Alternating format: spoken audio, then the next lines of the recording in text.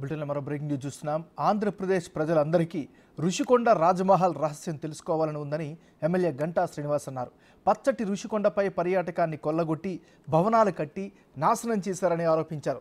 ప్రభుత్వ భవనాలని చెప్పి రహస్యంగా నిర్మించి ప్రారంభించారని తెలిపారు. ముచ్చటపడి నిర్మించుకున్న రహస్య భవనాలను చూడకుండానే జగన్ పదవి కోల్పోయారని ఎద్దేవా చేశారు. సీఎం క్యాంప్ ఆఫీస్ పేరుతో రాజభవనాన్ని నిర్మించుకున్నారని అన్నారు. సద్దాం హుస్సేన్, గాలి జనార్దన్ రెడ్డి తరహాలో జగన్ కూడా రుషికొండలో కోటను నిర్మించుకోవాలని అనుకున్నారని ఆరోపించారు.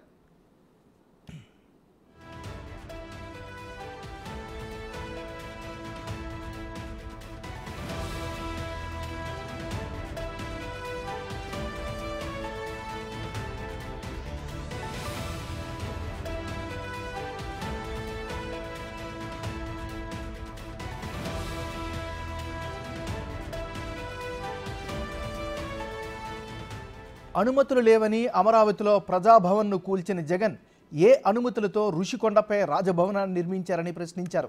రుషికొండపై 61 ఎకరాల్లో నిర్మాణాలు చేపట్టారని, కూల్చివేత, భవనాల తొలగింపు, మట్టి తొలగింపు కోసమే 95 కోట్ల రూపాయలు ఖర్చు చేశారని అన్నారు.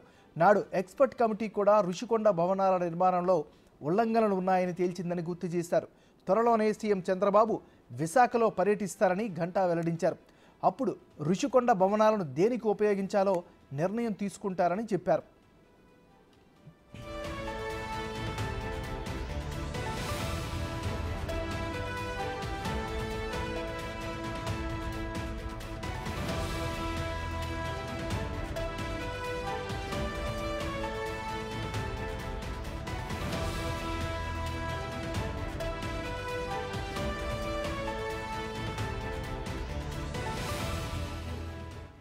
ఇక ఇదే అంశానికి సంబంధించి మరింత తాజా సమాచారాన్ని మా రిపోర్టర్ రాజు అందిస్తారు. రాజు, ఏం చెప్పండి, ఇక్కడ ఇంత పెద్ద భవనాన్ని ఒక్కసారిగా గంటా శ్రీనివాసరావు అక్కడికి వెళ్ళి అందరికీ రివీల్ చేయడం జరిగింది. ఆ సమయంలో ఆయన చాలా కీలక వ్యాఖ్యలు చేశారు. ప్రస్తుతం అక్కడున్న పరిస్థితి ఏంటి, స్థానికులు ఏమంటున్నారు?